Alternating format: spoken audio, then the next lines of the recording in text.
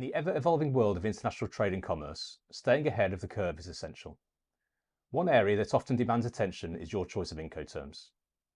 INCO terms, or International Commercial Terms, are a set of standardised rules defining the responsibilities of buyers and sellers in international trade transactions. These terms, established by the International Chamber of Commerce, help ensure the clarity and efficiency of cross-border trade. But is it time for you to reconsider your INCO terms? There are several compelling reasons why now might be the perfect time for you to re-evaluate your INCO terms. The global business landscape is constantly evolving. Your current INCO terms may not align with your changing dynamics of your industry or the markets you serve. As your relationships with customers and suppliers evolve, so should your INCO terms. Different partners may have different preferences, and updating your terms can foster better collaboration. International trade regulations can change over time. Revisiting your INCO terms can help you to ensure compliance with the latest rules and regulations. Optimising your INCO terms can lead to cost savings. For example, choosing terms that reduce the transportation costs or customs duties can improve your bottom line. If you're thinking about reconsidering your INCO terms, here are some tips to guide you. Start by reviewing your existing INCO terms to understand their strengths and weaknesses.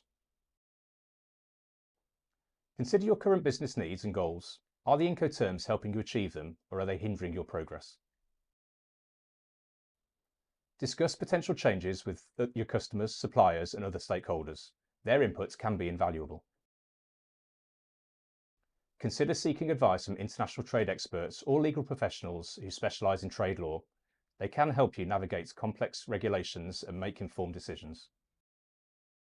Shipping goods on an ex-works basis can expose businesses to several VAT risks and challenges, primarily because ex-works places a significant burden of responsibility on the buyer. Here are some of the dangers and considerations relating to VAT exposure when using ex-works shipping terms. When goods are shipped ex-works, the buyer is responsible for arranging and paying all aspects of transportation, including import customs clearance. If the buyer is not well versed in local import regulations and fails to properly account for the VAT, it can lead to delayed shipments, fines, or other penalties.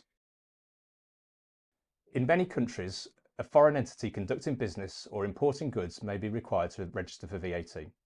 Failure to do so can lead to non-compliance and legal issues.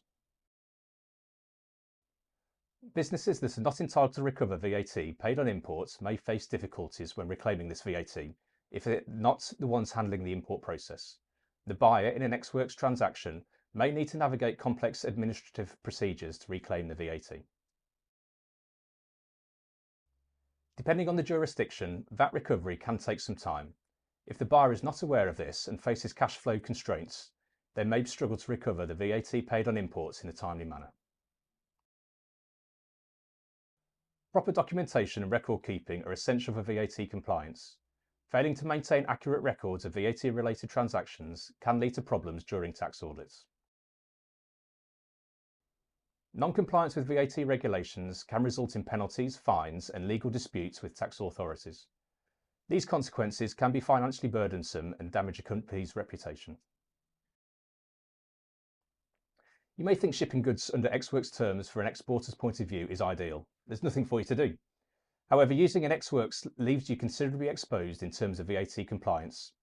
You will have sold your goods without VAT on the assumption that they'll be leaving the customs territory. If this doesn't happen or happens incorrectly, that leaves you with a big problem. Always make sure you get proof of export from the importer and ideally a proof of import too, and make sure you keep your records impeccable. In conclusion, the world of international trade is dynamic and your INCO terms should adapt accordingly. It's not just about finding the perfect terms, it's about finding the perfect terms for your specific business at this particular moment. So is now the right time to reconsider your INCO terms? The answer might be a resounding yes. Stay ahead, stay competitive, and ensure your international trade agreements align with your business goals. Re-evaluating your INCO terms may be a strategic move towards achieving that. As always, we're here to help.